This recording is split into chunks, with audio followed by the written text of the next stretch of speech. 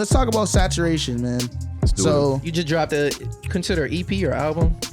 I don't want to say it's an EP. I'm gonna just say at this point everything I drop is an EP until I get signed to a label. Because I'm not.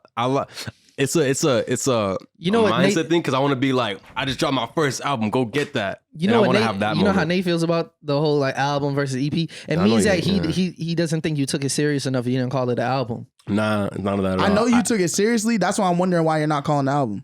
So because I want to have this like. That could be your label debut, and that's what I'm saying. An album still. I feel you. It ain't a studio album. But it is a studio album because you was in the studio recording it. I will say. I'll call if I'm gonna do. Let's just drop the plans now. I'm gonna make a Saturation 2 eventually. That one I'll probably do as an actual album because I will say, I want to be a little more in depth with the blending of instruments on the second project because I felt like there was a lot of blending of instruments post creation. Like I was able to blend a lot of these sounds. Explain what these sounds are. Drill and house and club music, no lie. A little bit of pop music in there too. But I'm gonna be a little more particular in the sense that like for example, Let Me Know and the original plan was for there to be a drill song and a house song back to back that use the same exact sample. And me and Izzy, shout out Izzy, shout out Call My Wave. We like the last drill song was gonna be working on that for a minute. I remember that since summer 2021. Bro. And I want to be clear that like Dom's not hopping on the house wave because you seen Beyonce and Drake do it recently, and now people are hopping on that wave. Like you've been working on this since last year. I'm not going. I mean, I definitely hopped on the house. There wasn't a wave to begin with because house music has existed for so long, so it's not like a trend or nothing. I feel like now there's a wave. There is. I mean, there's a trend to make house sounding music. A lot of it isn't actually house music though. Like it's just you're using a couple of the same instruments, but it's not the same. But I will say, like, I fell in love with house music last year because I was just listening to so much music at the time. That like summer 2021, 2021 in general, like I feel like I'd always been into mad music, but I listened to so much pop, indie, and house music throughout that year that I was just like, I have to like there's just like an urge to create something like this. And originally I was never gonna share it, but shit just sounded good. Like it was good enough that I was like, yo, I believe I could like do something with this. And just going from there, that's kind of where it really started. Like the first house song I made was actually, I think it was "Wanna Party," and I recorded it here. Mm-hmm. She said she told me she wanna party and tequila, not Picard. That shit. Yeah, I don't know what was the original question. I feel like I'm just going off. No, I was just asking about the styles and now I'm like, I guess what that leads me to is to ask, why drill music in the house why infuse those two styles together when I feel like they're very different?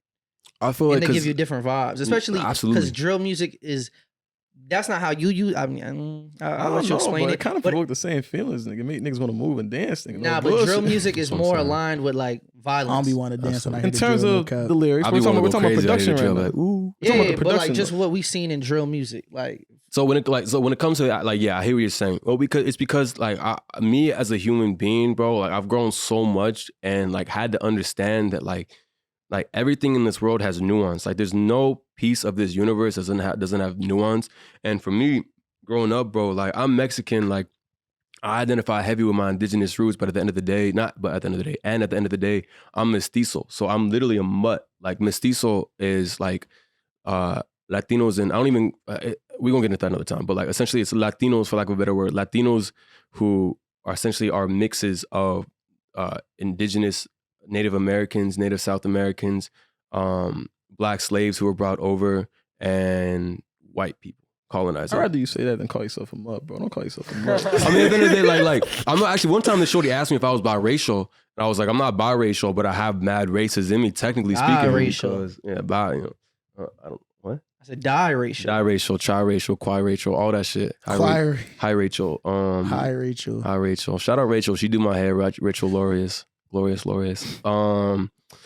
But it's like from my existence in itself is mixed. Like everything I like about me is like the culmination of so many things. Like I said, my indigenous roots, my roots when it comes to the people who colonized me, the people who were enslaved. Like there's just so much that goes on with my life. So growing up, I was literally going from my cousins and my dad's crib, most of my cousins' crib, where back in Texas, where I'm surrounded by men and I'm surrounded by a lot of toxic masculinity. I'm surrounded by a lot of language and activity that's one, toxic masculinity, but also violence. Like I saw a lot of shit growing up. Like when it came to my cousins trapping, when it came to like my cousins just doing shit. Like I'm not gonna say which one of my cousins was, but I remember in 6th grade being on the phone trying to figure out what's going on with my cousin because he was arrested for a home robbery. Like that's the type of environment I was like witnessing. And then I was going back to live with my mom, who has from the jump wanted me to be the polar opposite of my father, who was like, just a stereotypical Mexican man, bro, always partying, trapping crazy, like, and shit like that. And from like all those seeds being planted into me, bro, like I loved listening to Depeche Mode growing up, which is like an 80s and 90s. These niggas don't know about that. They don't. Depeche Mode. Come on now. That's what I'm saying. Like it's like a pop. Like that's music. Another like there's so much like pop music I was listening to from the 80s and 90s that my mom grew up on, and at the same time she was also exposing me to like Nas and shit. But like growing up, 50 Cent was my favorite rapper. 50 Cent literally is the inspiration for so much of like the drill scene right now, because his big song was How to Rob, where he was rapping about robbing the biggest rappers in the industry. Like his whole persona was like I'm that guy, I'm that man, I'm the one who runs the street, I'm the one who runs the block, and no one else can say nothing about it. And so I was seeing that so often with the men in my family, and then I would go back home and I'd feel a lot more vulnerable and like more in tune with my emotions, to the point where there was one time where I was walking home from school listening to Say You Will, and I just started crying, bro. Say You Will by Kanye West. Which version? Huh? Nah, definitely not the. Come on, bro. You know which version, bro. The one on 808. The good one. The good one. I literally was like a child crying to that shit because I just felt how raw his emotions were, bro. It was crazy. I don't know.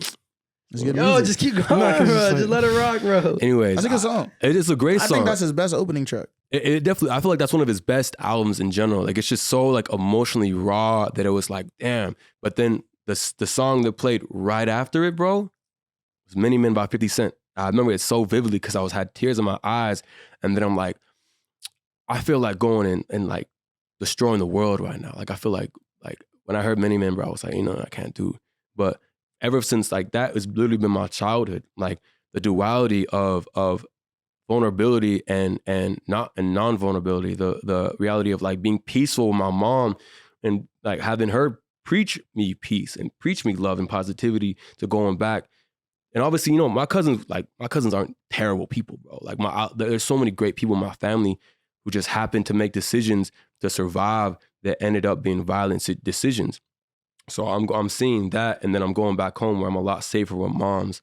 So everything is duality for me, bro. And I learned that a lot in college, bro, because there were just so many instances where shit was shoved in my face for me to understand that like this isn't black and white. Like you have someone like XXXTentacion, bro. For a really long time, I was like, nah, fuck that guy. But then I also listened to his music and also saw the impact he was having on people and young people all across the world. And like I can hold him accountable while also recognizing the impact that he did. It's like Malcolm X, for example. Malcolm X growing up was doing a lot of grimy shit. As it was Detroit Red, right? As Detroit Red doing a lot of grimy shit. He grew up to be literally one of the biggest revolutionaries of that time. And so for me, is he doing grimy shit, or he's just a flawed person? That's what I'm saying. That's what I'm saying. He's doing grimy shit as a flawed. Like the shit's still grimy, regardless of the context that it's in. Like the things he was doing. But what's specific? Like robbing white people. I thought he was just doing like sex work and shit. He was doing that too. He was doing a lot of shit. That's personal. But he was abusing. Fair to say, he was also abusing a few people out there. Yeah, a lot of the things that was happening to Malcolm was like as an adult too. Like he had a lot of self-hate. Internalized hate. Exactly. Right. But like he's a perfect example because he is a complete nuanced creature from front to back, like side to side. So yeah, that's a better description of Malcolm X than LeBron did. But yeah, because I read the book. Just saying. Fair to say. So I think like it begs the question then, because I think like it's understandable like the two styles. You feel me? It's like two questions. One, Like, where do you want to go? Like, where do you see yourself going from here? Like, around this project. And then 2, I know you wanted to talk about like the album cover and like, you know what I mean, just the ins and outs of that and how it correlates to the rest of the project. Absolutely. Like, you know what I mean? So I'll start with the album cover because that's an easier question. Album cover is literally just can I throw in the questions that I've heard? Yeah, for sure. The questions I've heard was, one, if you're doing drill music, but you're not doing it in a way of that's promoting violence or anything like that. I mean, right? Yes and no.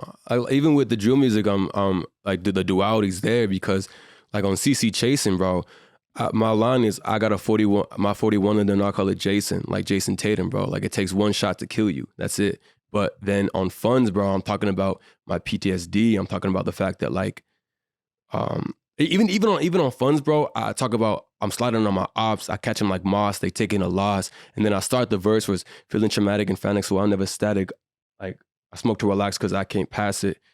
I cannot drop because I might crash it. Like there's a lot of shit that I'm talking about. Like even within the drill sound itself, because there's not one aspect of me that I'm gonna present. I'm gonna try to present all of it, and all of it is me. The violence is me. The pain is me. The peace in me. The love is me. The hate is me. The masculinity is me. The femininity is me. All of it is me.